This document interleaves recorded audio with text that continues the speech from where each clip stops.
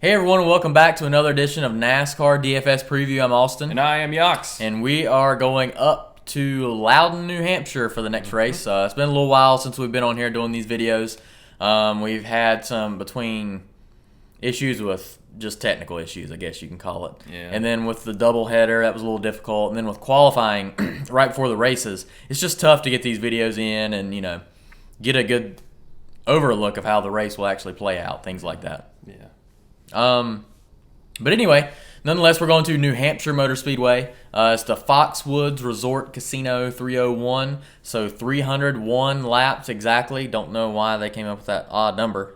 Just to make it different, I guess. I guess 300 just sounds like a Xfinity race. Maybe. They're just going the extra mile. That's probably it. I don't know. That might be it. Might be it. Who will go the extra mile? I don't know. I feel like I've heard that actually. Yeah. They. I just kind of, I thought I was being pretty clever. I didn't know. Nah, I think they probably joke about that. Yeah. That's pretty good then. Yeah. Yeah, so it's really unlike any other track on the circuit, to be honest with you. It's a 1 mile flat track, relatively no banking at all. Really a finesse track, so it's pretty high speeds in the straightaways. And then it's hard braking in the entrances of the corners, and then you let it roll a lot. Sometimes you go in and kind of arc it really down and then let the car drift up and then power down on the exit. Been a while since I've done iRacing. I almost forgot how the race actually runs, or for that matter, a actual race. It's been a year. Actually, they didn't run it all last year here, did they? They did. Oh. It was one race. Never mind. Just X all that out. Yeah. But I couldn't remember with all the restrictions if they went up north or not. They did. I was kind of, I didn't think they did, but they did. But Watkins Glen is what I was thinking of. yeah, I think it's only been one race for the last, 3 years. The last 3 years.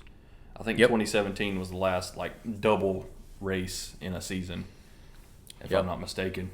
Yep, and I heard on the radio today actually too that it's the 50th start here, 50th race, and the first one was in the 90s. I think Rusty Wallace won it. Yeah, that seems right. That's just off the top of my head. I don't know if that's right or not. It was either him or Davey Allison. Yeah. I heard Larry Mack talking about it on the radio today, and I couldn't believe it's the 50th start. That does sound pretty crazy. That is crazy. It did start before either of us were born, I guess. Yeah. But, yeah, that's pretty wild. They've been running 2 races, like you said, for a while, to the last couple of years.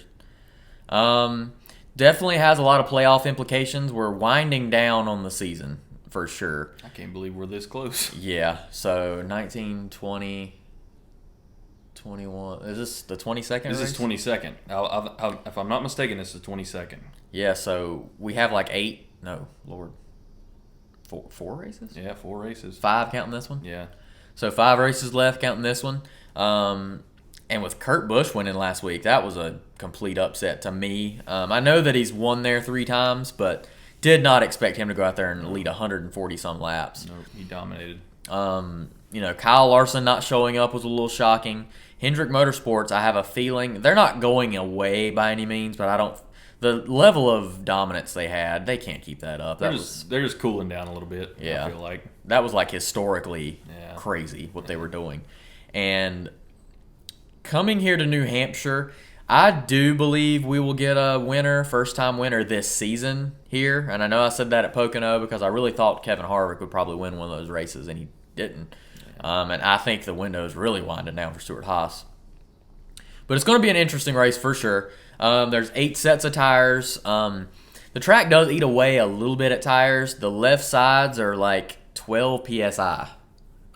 So they keep them really low because you try to hug the corner. The car sits way down on the left-hand side, and you just keep that right rear. Really, that's where the power's coming from. Yeah. And the right front, just keeping it gripped on the track. They are using PJ1. That's going to be a factor. I really wish they'd get rid of that crap. But they try to make it a multi-groove track. And, you don't necessarily need multi-grooves to have good racing either. No. For how many years did we have single-file restarts and single-file starts? No, they weren't single-file starts, but restarts. Yeah, restarts. And it was perfectly fine. But, yeah. So I guess that's all I've got to preview for the race here. But it is the same tire as Phoenix. So if you're looking at a track, and I will be looking at Phoenix a little bit in terms of my strategy for sure, but you want to be looking at Phoenix, and that's about it. I kind of looked at Phoenix, Richmond, and Nashville. I mean, Nashville's not really similar, but the way it's driven's kind of similar, but it's just bigger than New Hampshire. Yep. Richmond is pretty similar because of the brake load. Mm-hmm. That's a good one. I would say Martinsville, but not really. It's just more speed than Martinsville, and there's a lot of different things you can do in the turns, more so than Martinsville. You just got to break it in Martinsville. Yep. Go in the turns, hard brake, go out. Yep, that's right. That's all it is. Yep. Yep. All right, you have anything? I'm good. No, I'm good. Yeah, so let's just go ahead and jump in to see what DraftKings has to offer for us first here, and then we'll cover FanDuel. So let's go ahead and look at DraftKings here. So, not shocking, Kyle Larson, starting in 10th, is 11-2. He's the most expensive driver, and as you can tell, fantasy points per race, 62.5. Cannot remember the last time I've seen a driver do that well in terms of average in points in DraftKings for sure. Kyle Busch starting on the pole at 10-9. Kyle Busch was really good at Atlanta. I guess because of his point standings, he got the edge up on Kurt Busch there. Kurt's actually starting 4th, which I thought was really weird. William Byron starting in 16th at 10-6. Kevin Harvick starting in 12th at 10-3. And our 5th driver, 10K, is Denny Hamlin starting in 6th. So we have a pretty good number here, pretty average in terms of pricing. If you look right around the $9,000 range, what were they thinking in making Daniel Suarez $8,900?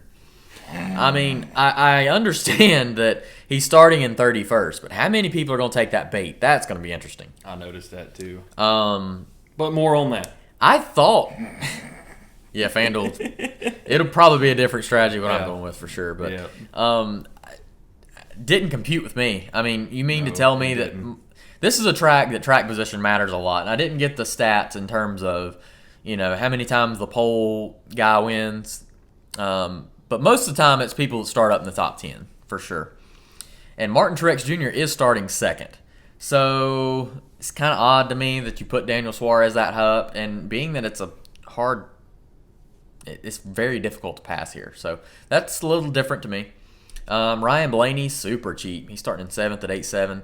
Those are some interesting numbers. So in terms of the top tier driver, my tier 1 pick, and I was thinking this actually before they made their pricing.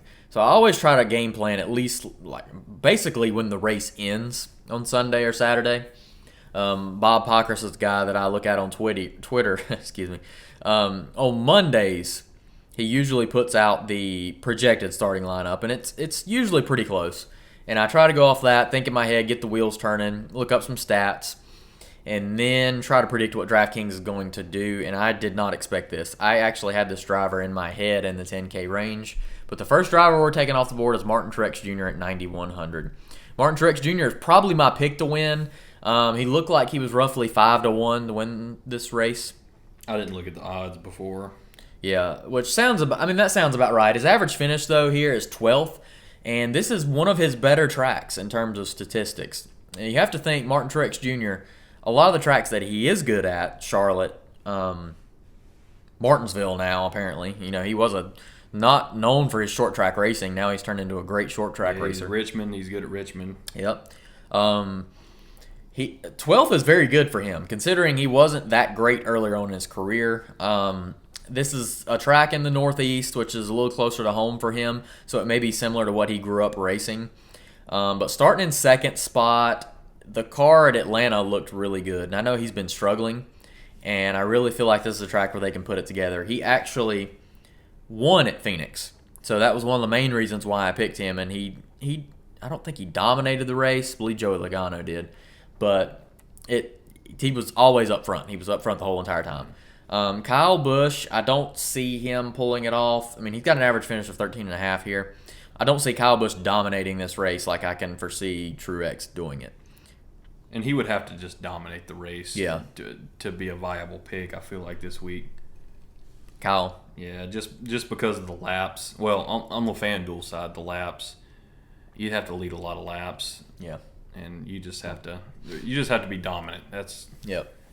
That's a lot to ask. I mean, he could do it, but that's a lot to ask out of your one spot. Mm-hmm. And to me, really the price point sold it for me on Truex off the bat. 9,100 is way too cheap for him.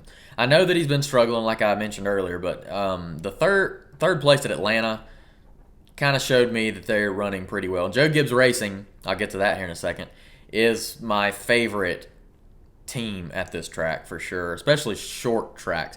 Can't really call it a short track, but it drives like one, I guess you can say. So that leaves us with 8180 in our pricing. Now I will scroll down to the bottom here. This is something like I used to do all the time in terms of showing the bottom tier drivers. Truex is 6-1. 6-1, okay. Larson, to Bo Vada. Bo Vada. Kyle Larson's 4-1. Hamlin's 5-1. Kyle Busch is plus 575. Truex 6-1. Keselowski 7-1. Chase Elliott 8-1. Logano 11-1. That's good. Yeah, it's good odds for him. Yeah. So looking at the bottom tier here, Justin Haley is very interesting. He's starting in 30th spot. Now, one thing I did note about Haley, he finished 24th at Phoenix. And for him to finish, 30th is just a tad too high. If he'd have been around 35th, I probably would have pulled the trigger on Haley. Now, I do think he would have been more expensive. He probably would have been 5,700 maybe. But that was pretty wild to me because that was his best finish all year, excluding restrictor plates. Inspire's not done so bad here lately. Well, Corey LaJoie hasn't. He's put together some decent finishes lately. Yep. And road courses, maybe, Haley, I think maybe he got a 23rd or something. Yeah. But 24th at Phoenix, that kind of shocked me. James Davison is interesting. He's starting dead last. Now, James typically finishes around 30th. So you get 7 points there. You're looking at about 20 points on a good, high projected total. Yeah. He probably won't finish any better than that. This is the type track where the guys riding around the back, basically, they're going to get lapped early probably. Yeah. Corey LaJoie, been kind of a disappointing season, honestly. He's starting in 26. I thought he would do a little better than he has this season. His past is not that great here, so I kind of faded him. And I'll skip over Alfredo as well. Alfredo's never been here. Alfredo, I feel like, has never been to any track. No. I know he ran definitely not in the Cup Series, but he didn't really race a lot in Xfinity at all. No. Or a truck. Yeah, trucks too. Yeah. So it's hard to get any kind of history on him. And honestly, the fact that he's not had any practice and stuff, it's amazing he's not putting it in the wall every race. I know it. So maybe he's pretty good. Yeah. Never know. So, we won't know. We really don't know. Maybe, I don't know. So now we'll start talking about Chase Briscoe. He's starting in 19th at 6,000. The horsepower package here will be the 700 horsepower package. Well, the upper tier one, whatever, 750. That's an interesting spot for him starting in 19th. Michael McDowell in 23rd. Cole Custer in 21st. Cole finished 8th here last year because that's his only start. Bubba Wallace 18th, Eric Jones 24th, and Tyler Reddick starting in 8th. Tyler Reddick has been a top 10 machine. He's priced way too low. But there's a driver above him that I could not pass up, and that is Ricky Stenhouse Jr. at 7,100. Jeez, Reddick is cheap. Yeah. And I really wanted to pull the trigger. I think you can on Reddick, and you'll be fine. I was trying to work out the math. I feel like Reddick will probably get around 12th or 13th. Yeah, that starting spot's a little risky. Because this is not a track that he's known to be that great at. Last week at Atlanta, which I hate it because I had so much statistics on Tyler Reddick, and I was pulling the trigger on him. But he's not as great at a track like this. Yeah. So it's kind of hard to go with him. You look at this, 12 top 10s. Mm-hmm. Next driver up is Bowman. He's definitely out of place. Blaney. Keselowski has 9. I forget what he was in FanDuel. I'll look that up when I'm going through it. Yeah, so the reason why I'm going Ricky Stenhouse Jr. basically is because starting spot. Ricky finished 12th at Phoenix. He's been a top 15 driver all year. He's kind of had some hiccups here lately, and he's good enough here to where his average finish is in the 20s. I think it's 23rd or something, which is a little risky, but I do like him at that spot. Basically because I don't see him finishing any worse than that. I can't see that really happening. So yeah, that's what I'm going with there. $84.50 is our remaining salary, and I'm pulling the trigger on another driver here. Christopher Bell, he's starting in 9th at 7,700. So Christopher Bell, dominant in the Xfinity Series, 2 wins here.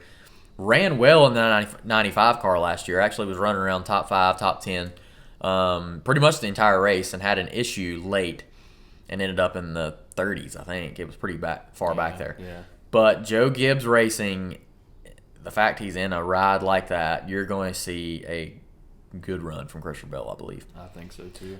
So he would be my dark horse, if you can call it that. He's won a race already this year. He would be my dark horse pick.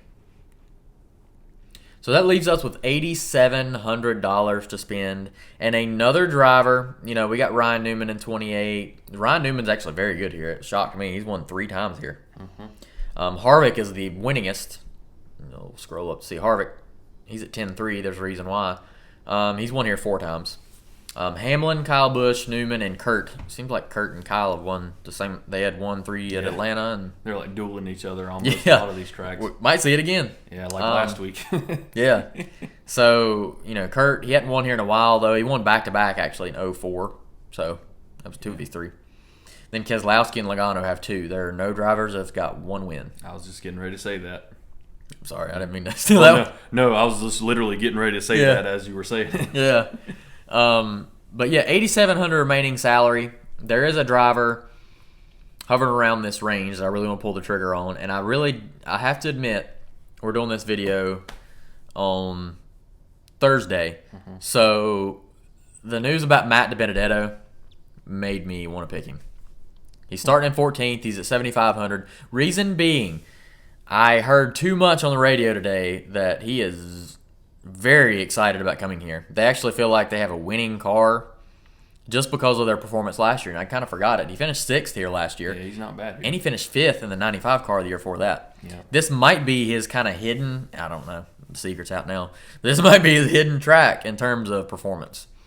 Really like him at 7,500. That allows me to keep 3 drivers in the 7,000 range, and I'll be able to continue to keep spending.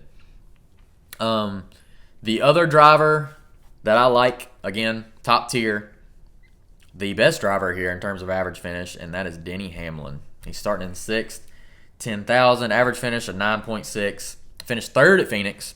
So if he can finish 3rd again here, that's 3 positive placement points in terms of where he's starting. And I think that he is the one, he would be my final pick to win this race. I do like Truex a lot, but I think that Denny Hamlin, if he's going to win, Denny's good everywhere, honestly, but I think he can win here. He's won here 3 times. Very good at flat tracks. He's very good at Pocono. He's great at Richmond. So, yeah, Denny Hamlin. That leaves us with $8,600. And I'm going to do something that is pretty gutsy, right? So we have Kurt Busch there sitting in 4th. We have Eric Almirola in 22nd. Eric Almirola is very good here, actually. His last few finishes, he's been stout. He actually got a top 15 at Phoenix. I am very positive on that. Didn't get the exact number. Alex Bowman starting in 5th. Great option. Starting a little high. He's not got the track record here for me to pull the trigger. I don't understand why, but I am going with Ryan Preece starting in 25th at 7,800. Reason being, nobody's unpicking. Nope. Why on earth is Ryan Preece at 7,800? Does DraftKings know something that we don't? Yeah. Well, Ryan Preece is a modified driver. Modifieds typically run on flat tracks. And this is a track that he feels very comfortable at. I've heard him say that before. So, I don't know that it's that great of a cash game pick. For sure, it's probably not the best use of your money. If you don't pull the trigger on Preece, go with Tyler Reddick. That would be my option. Or Dillon, but Tyler Reddick's a very solid option, and he'll probably finish around that range. Reddick's coming into his own right now. So, I'm going with Ryan Preece. 25th, I think, hey, if he gets top 20, I feel comfortable that Truex, Bell, or Hamlin will dominate this race. It's a little risky. I think it could pay off big time, though. Yep. So this is definitely, I'm going very aggressive this week. Because you already had like a solid base. Well, you'll go back through it. You had a solid base of just really good drivers, and then so Denny Hamlin. You can afford to take a couple risks, like Priest and Stenhouse. Well, Christopher Bell is priced pretty low to me, and Truex was too. Truex should not be 9,100. No. And I noticed that too, and when I was doing my DraftKings lineup. Yeah, and Ricky Stenhouse was actually my pick just to. Because Suarez, why on earth would you pay up for that? Yeah. And he doesn't even have the track record to me. I mean, I guess, you could say, hey, well, you picked Priest at an expensive rate. I guess so, but Priest is as good as Suarez. He's got 23 points fantasy compared to Suarez's 24. I think Trackhouse is very good, don't get me wrong, but I don't know if I'm buying all that hype. So, yeah, there's our lineup there. If you're going with something a little more, let's say, safe, basically, I think you still have to pick Truex. I think he's a great option. Go down here and pick... I'm telling you, I think Chase Briscoe is a good option this week. He really likes the higher horsepower tracks. Cole Custer's very good here too. But just for the simple fact he's cheaper, you got 8,700 there. I still think you should pick Ricky Stenhouse even in that event. Go with Christopher Bell. I think he's a lot. He's awesome here. And then you honestly could go Kyle Larson and Daniel Suarez. You could pick him, pull Stenhouse. Tyler Reddick. That's a pretty good lineup there. Yeah. You got 1, 2, 3. Lord, all of them could win. Yeah. That's not a bad one. No. Maybe that's what I'll go with. I don't know. We'll see. Anyway, I think that's another good option too. So this would be my second line. I mean, maybe first. I don't know. That's a good lineup there. But my top pick definitely would be Truex and Hamlin. I think if you can figure out a way to get 2 of these 3 drivers, Hamlin, Truex, and Bell, I think you're in good shape for a foundation. So let's shoot it on over to Yacs on FanDuel. I was beginning to think that you were going to steal all of my picks because it got down to the line like 2 and 3, and it was basically all. And we don't see who each other's picking. It was basically all the same picks, and I was just over here grinning and laughing. So we'll get down to it though. If you've noticed already, there's a vast amount of differences in the FanDuel and DraftKings lineups. Kyle Larson is the highest rated pick at 14,000, not 14.5 like he has been in the last probably month and a half. Yeah. Martin Truex is actually the second highest option. See, that's why I was shocked by DraftKings. Yeah. And Denny Hamlin's third highest option, Busch fourth, Elliott fifth. And it just seems like it's a big difference between DraftKings and FanDuel. And they pull this on us sometimes. Sometimes it's really similar, but sometimes it's really different. But a little different strategy from what I'm doing this week. I'm going to get 2 Tier 1 drivers right out of the way. I think you can afford to pick some lower tier guys, but we're just going to go ahead and do it. Martin Truex off the board first. 4.2 average finish in his last 5. I was surprised to find out he has not won at New Hampshire. Yeah. But despite the fact that he's not won, 7 top 10s out of the last 8. Pretty consistent. Very consistent. And FanDuel, 301 lap race. You want guys that are going to be finishing the race. 25 out of 27 lead lap finishes. That's about as consistent as you can get it. Mm-hmm. And 13.5 is a good price, despite starting second. I'll take that all day with Martin Truex because he's just good here. And like AustYn said, Gibbs, he was kind of in a funk the last 3-4 weeks, but I think they're turning it around. I think they'll be back at the top like they always have been. Mm-hmm. Yep. But get the second tier 1 driver out of the way, Denny Hamlin. Wow. 6.0 in the last 5 average finishes. Like AustYn said, best career finisher among active drivers. He's got, you said 3 wins. It's kind of like a mirror image here. 27 starts for Denny Hamlin as well, same as Martin Truex Jr. Guess how many lead lap finishes for Hamlin? 27. 25. Same as Martin Truex. Really? 25 lead lap finishes. Wow. In 27 starts. They're very consistent at this track. Pretty good odds. And starting 6th, he can win the race. He hasn't got a win this year. I don't see how he doesn't. This could be the week. I've said that a lot. I've said that a lot, but I mean, he's got to win at some point. He's the leader in the championship points, despite not winning a race, which is just crazy. But we're going to move on down here. Going to go towards the bottom. Like Austin said, these guys will get lapped fairly quick. I mean, obviously, I don't know the speeds right off the top of my head because there's no practice and there's no qualifying. So you could kind of gauge off of that based on how much further behind they are. But that's not the option this week, so we won't get to see how quickly they'll get lapped. Moving on up. Ryan Preece. I really thought about Ryan Preece. Definitely in my DraftKings lineup, I thought about Ryan Preece. He's 4,000 in FanDuel, starting in 25th. I feel like if Ryan Preece was starting 30th, he would have been in my lineup this week. 25th, I'm not saying it's steep because I think he can finish top 15. I think this could be kind of a, wow, Ryan Preece really ran well this week sort of deal. But, yeah, he's starting 25th, 4,000. I think you could pull the trigger on him this week. We're going to move up. Ryan Newman has a good track history here, but he's kind of been hit or miss, like at a lot of tracks as of late. He's been hit or miss at New Hampshire, but he has, I believe you said 3 wins. Yes. Starting at 28th, I think that's a good starting spot for him. I think I picked him last week at Atlanta, and he just he did not do well at all.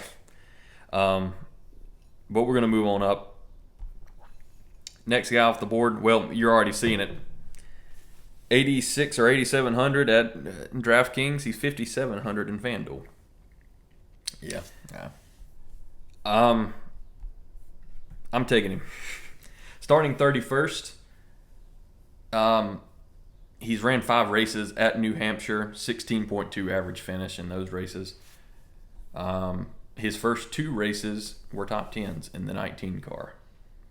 I didn't realize that when I was talking about him. So he doesn't have the greatest track record here, but he doesn't have a bad track record here. Mm-hmm. He has 2 top 5s in the Xfinity Series. I went beyond that. And if I'm not mistaken, well, I know he finished like 7th at Nashville. I don't know how he ran at Richmond. I don't know how he ran at what's the other track? Phoenix. I don't know how well he ran. I don't think he did bad, though. You can definitely pay $5,700 for the 31st starting spot with Daniel Suarez. That makes sense. FanDuel. Yeah, it definitely makes sense. It did not make a bit of sense for DraftKings.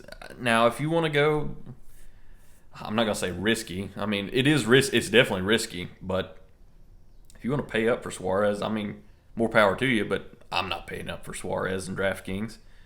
Because I think there's just so many more options in that price range that are better, obviously, and they're nothing's guaranteed, but they'll get a guaranteed better finish. Yeah, he's priced around in most cases. Truex is what, 13 on there? Yeah, 13 and a half. Yeah. I mean, he's not the same value. No, nowhere close. He finished 21st at Phoenix. I knew he ran kind of well. I mean, 21st is nothing to brag about, but for Trackhouse, that was early in the season too. We didn't know how well they'd be running. Now they're Ganassi. Yeah, Ganassi is Trackhouse, so I don't know if that's been implemented as of late, but I wouldn't see why not. Going to move up a little bit though. We're going to cut it off at Suarez. Eric Almirola, thought about him this week. 7,500 starting in 22nd. I think that's a good value for him. And he's kind of been just running well as of late at most tracks. And he has a good track record here, and I think 7,500's that's about the value that you want to pay for him. Ross Chastain, I was surprised to see his track record. I thought he'd be good at New Hampshire. He's not good at New Hampshire. Yep. He's horrible at New Hampshire. I don't quite understand that one. Even Xfinity and everything. Yeah. Chase Briscoe's an interesting option. I think Stuart Haas, I think this is going to have to be the time they're going to have to turn the corner for the whole organization. Although, like, Almirola's been running well. Harvick, he's just kind of been hanging in there. I mean, he's getting top 10 every week, practically, but it's not the same old Harvick, it doesn't feel like. Chris Buescher, I didn't look up Chris Buescher. I wouldn't really consider him in the 17th spot. That's finished like 15th or 16th. Yeah, I don't think he's great here. I had Cole Custer in my lineup as of an hour ago, but I changed it. I went a little lower. Ricky Stenhouse Jr. Wow. Starting in 29th. Stenhouse does not have a great track record here. I don't know his career average finish. Austin said it was like 23rd. It's basically the same in the last 5, 21.8. 21.5. 21.5, so a little worse in the last 5. 21.8 in the last 5. But looking this up, what have you done for me lately? 14th finish in 2020. Nashville, he finished 6th. Phoenix, he finished 12th. Richmond, he finished 17th. That's just positive differential right there. Starting in 29th, $6,000. That's a great value for Ricky Stenhouse. Is he going to win the race? Probably not. But he could run in the top 10. I think he could. $6,000. I don't think you're going to find that value with any of these other guys around $6,000. Maybe Daniel Suarez, but yeah, I don't think you're going to find any better value than Ricky Stenhouse where he's at. Matt DiBenedetto, that's an interesting option. It's kind of crazy that he gets these rides and then it just doesn't. It ultimately ends up working out for him, I feel like, though. But he's one of those guys that's going to be motivated to just finish well for the rest of the season and do as good as he can at all these tracks. I didn't go with him, though, this week. We have one more driver to select. We have 80... dyslexic. 11-8 to spend on our last driver. So we're going to move up a little bit. Christopher Bell, I really considered him.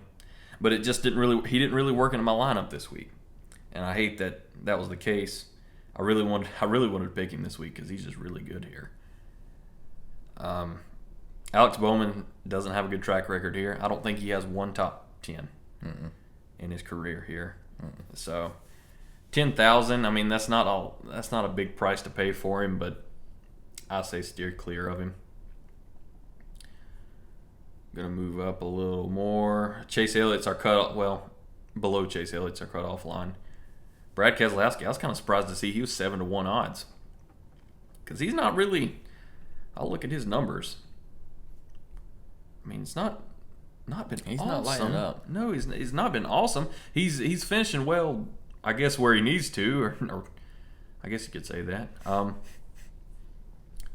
mean, it's like sporadic top 10s.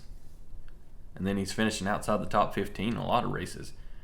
That was kind of weird to see. But he has a good track record here. He's good here. Kevin Harvick's good here. Kevin Harvick's basically good anywhere. William Byron, he was one of those guys that I had circled early on. That 16th starting spot's that's a good starting spot for him. But I think like Bowman, he's not in the races he's been here. I don't think he's ran that well. I'm not sure how he did in the Xfinity Series. I don't think he did well in the Xfinity Series either. He just doesn't have a really great track record here, but I think he could finish well because he just had a good year this year. But we're going to get it out of the way. We have 11-8 8 to spin, like I said. We're going to leave 1,000. Joey Logano. Starting in 15th. I thought he was really awesome here, but he's not awesome here. He's really good here, but he's not awesome here. 13.8 in his last 5. Kind of like Martin Truex.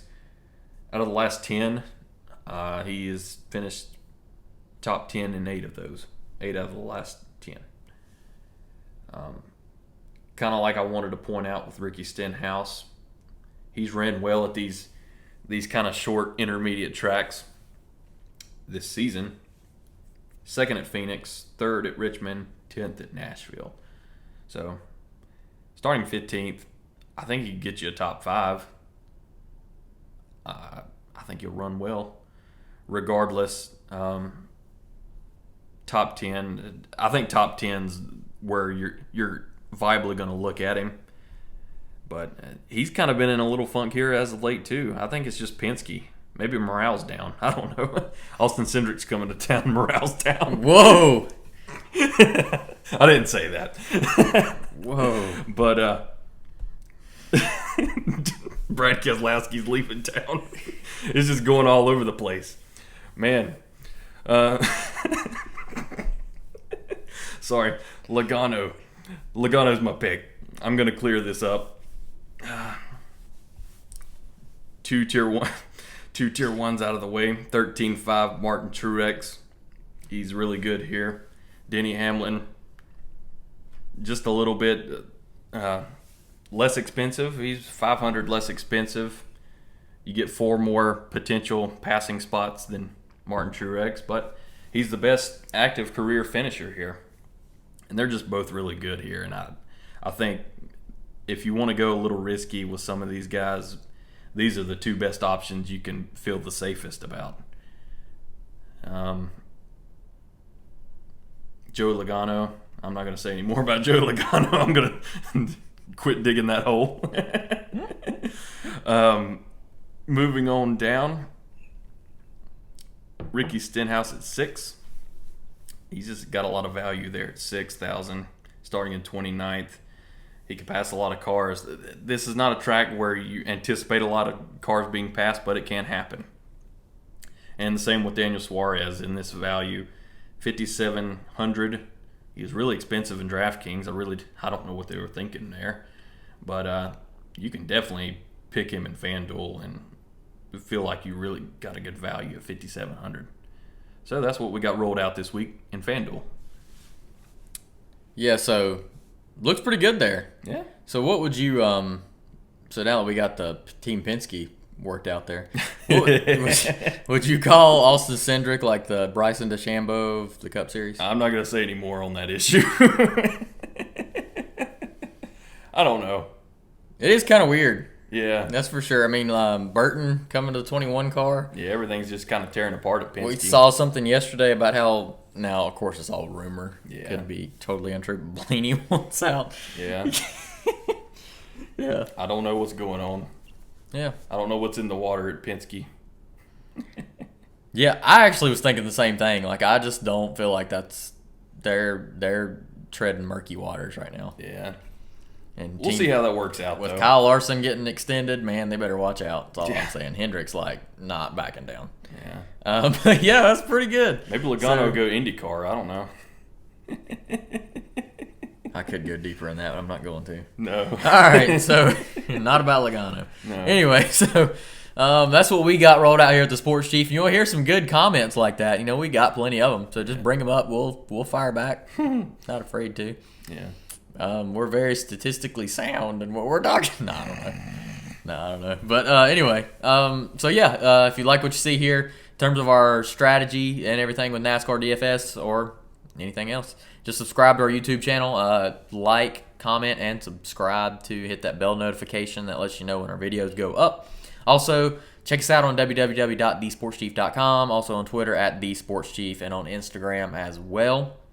We got some on our website. We got some movie reviews, wrestling stuff. Let's see. Big pay-per-view this weekend. Bringing fans back. There you go. Big pay-per-view. We'll see what happens, though. Nice. But it looks like we're going to be taking a little extra break in the next few weeks because the Olympics are coming up. It's true. So again, they're on NBC, so they won't be airing the races. Yep. So I think that's like 2 or 3 weeks. On the schedule? I think it's like a 2 or 3 week bye week because they're just all the time. They're just going to be displaying the Olympics. Good Lord. Yeah. Well, the technical difficulties sure having a good time. Yeah. But yeah, so this is a little longer video than usual just because I just feel rusty doing this, honestly. Yeah. So it feels like we've been away from it a while. Yep. But good to be back. Showing our strategies, helping you out on DFS. Got any questions? Always feel free to hit us up. So best of luck to you at the Foxwoods Resort Casino 301. All right. Thank you.